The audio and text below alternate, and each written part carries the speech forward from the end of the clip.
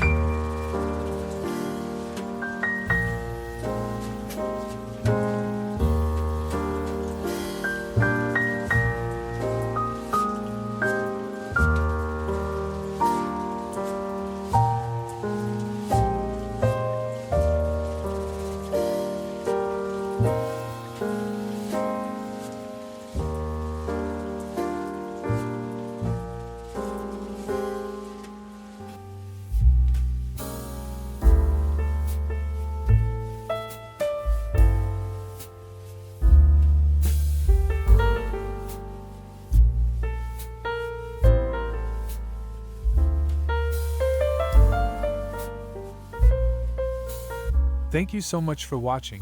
If you have enjoyed today's video, please to subscribe, share it, and remember to click the like button. Until next time, good luck, take care, and have a great day. Oh, do not tell the priest our plight, for he would call it a sin.